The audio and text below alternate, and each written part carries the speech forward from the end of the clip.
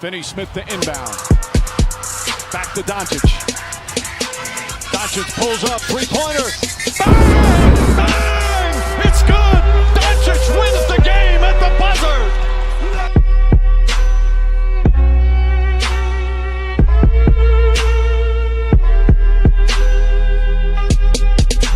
Hey, yo, it's C2K here, and it's a 2KDB video that I haven't posted. I haven't posted one of these in a while, so I think we could do one. This will be a fun one. 10 of my favorite players. It is in no order, so. This may be a little recent bias, but I love Manu Ginobili. I know I never heard anybody say this before, but I love Manu Ginobili's upper. He's so chicken for me. I'm probably gonna buy Grant tomorrow because point guard Giannis. And he'll be coming out of the bench. I'm pretty sure everybody knows how insane he is. I just love this card. The other one is Yami Richie Gray. This card. I was so good with this card. I don't know why.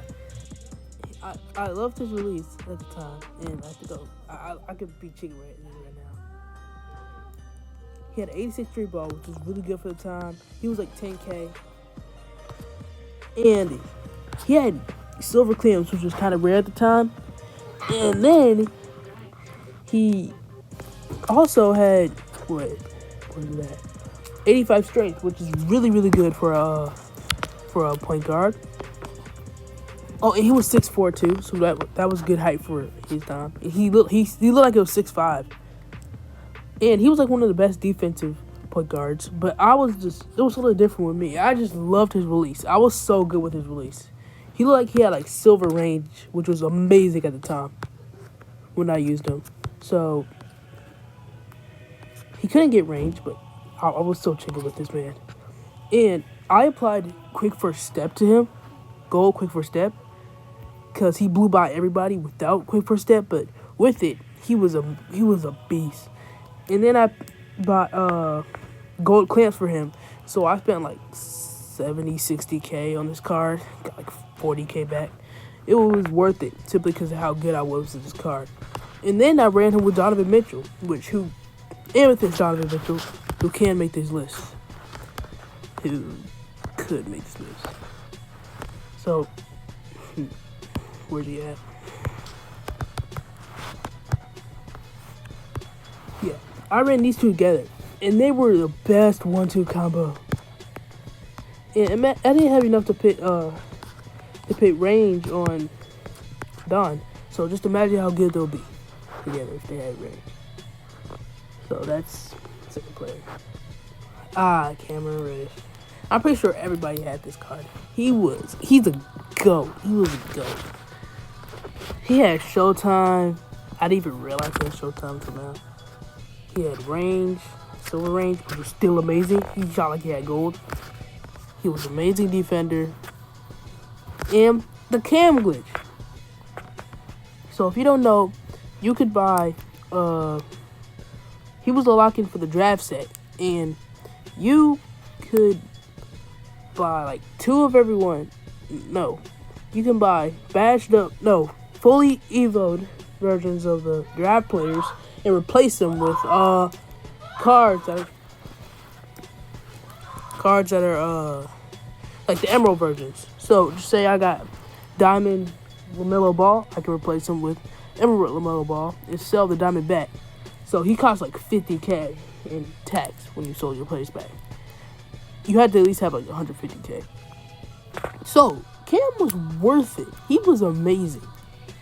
You can look back at my streams. I love this card. It's just he started selling because he only had silver range.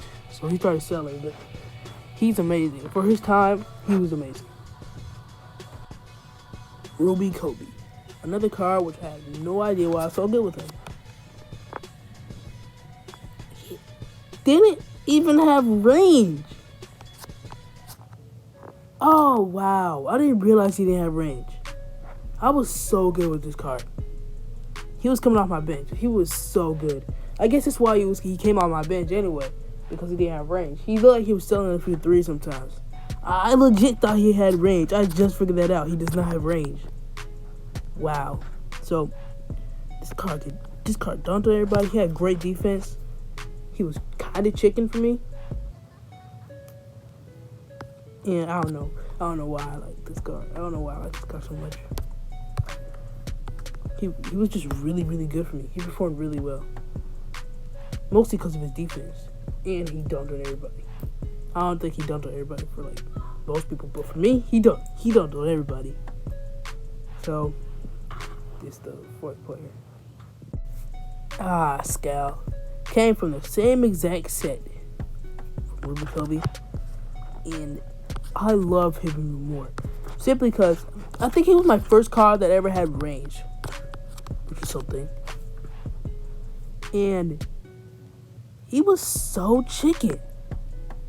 I mean, I know it was chicken for everybody, but for me, I ran him an extra time because he was so chicken for me. I was so green with him for absolutely no reason. I mean, I got away with starting him simply because of how amazing he was for me on offense. So, yeah. Fifth one, Jimmy Butler. Okay. This may seem weird because I got him like 2 days ago. Like tomorrow he could be coming on my bench and I'll be like, yeah, this is the dumbest thing I've ever said. But he moves so well for me. He just goes crazy when he moves. And he dunks on everybody. And I'm so chicken with him. He's amazing for me. He's like my main scorer. I had KD and I thought I was amazing with KD. But nah, Jimmy Butler, I'm amazing with Jimmy Butler. I'm not even trying to sound like a bragging when I said it. I'm just amazing with Jimmy Butler. I mean, I thought it was like, okay, I think it's not natural for everybody to like the Jimmy Butler card. Like, Ty doesn't like him. I saw other few people that didn't like him that much. Said he's just a cone. But for me, he's amazing. You can go back and watch my Jimmy Butler mixtape. Oh yeah, and James Wiseman mixtape coming soon. So I don't know why. I love this card. He's such a moves different. Okay, this one's a little weird, but Ruby Patty Mills, start of the year, he was goated for me. He came out before I even got the game. I got him like the second day I got the game, and I was amazing with this card. He blew by everybody for me. And he didn't even have quick first step. Wait, does he? Oh yeah, he does. But man, he shot like he had like silver range for me. He shot like he had silver range. He was so good for me. He was so chicken for me. Especially, I got him like the day of the game came out, when he was like 5K or something, and I was so good with him for no reason. Oh my gosh, if I get $1 for every time I say no reason in this episode, in this video, I'm gonna stop saying that. Man. But he was so good. I can't. But on defense, trash. Who cares about defense back then? Exactly. I mean, I had it for like 3 weeks, but still. No, 2 weeks. Still, who cared about defense? It was all preference back then anyway. I mean, I could have Ruby Tony co-coach on this video.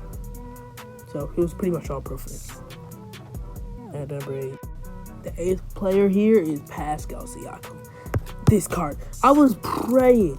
I was like legit praying that there will be another Pascal Siakam for this new Spotlight Sims. And I'm gonna be honest, I love James Worthy, but if I could replace James Worthy with Pascal Siakam with like a very quick release and a super chicken, he can have the same exact release. Cause I love this Penny Hardaway release.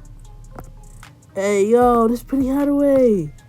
So if he had that release, they could keep the exact same release, give him very quick, make him as juiced as like, average card. I mean like average James Worthy, Jimmy Butler. I would like this card over James Worthy. I wouldn't mind if he was a Galaxy Opal either. They should have just made him instead of whoever they made, Red for Alston. But he was so chicken for me. I feel like that's what I say about every card here, gosh. But I don't even have one center on this thing. Wow, that's weird. Well, he didn't have range, of course, like 80% of the people on this list. But if you gave him range, he was so good. I gave him silver. He was a goated. He was a really, really good defender. Even if he didn't have no range on him, he was a really good defender. And he just did everything. He did everything for me. But I loved his release one the most. So, next one. Okay, I know it's cap if you did not use his Lonzo Ball once, either when he was 50K or 150K or 100K. I got him when he was 100K. I know you used this Lonzo Ball at least once. And when he came out, I bought him, like, 2 days after he came out, I bought him for 100K. He was legit crazy. He was going crazy for me. Like, look at these badges. These defensive badges were amazing for the time. I love this card. That's why I got the Galaxy Opal. Like, and you're lying if you say he wasn't at least good. I mean, yeah, you cannot be bad with him. I mean, yeah, you can be bad with him, but you're lying if you say he was not at least like fine for you. Because of defense. Or if you say he's not fine, you're just not that great at defense. No offense. But, and I love his release. I say that with every card, but I just legit love his release. And he was so different on defense. That's why I love this Galaxy Opal too. This Galaxy Opal is coming in clutch for defense. So, next card and last card. Glenn Robinson. Okay, he's in competition with Richie Guerin. And, okay, these two, Richie Guerin and Glenn Robinson are my two favorites. He was a GOAT. He was legit a GOAT. Like, I don't know. He had such great defense for me. Like, I don't know why he was playing such great defense. I heard everybody complaining about his defense and his rebounding. He grabbed every board. I played him at power forward. That should have been a crime for me. Everybody hated him at power forward. But he was amazing there. Oh, and he was a great defender too. Yeah, this is probably my favorite card. No. Don't disrespect Richie, but these Richie and Glenn are my two favorite cards. So that's the video, and cue the outro.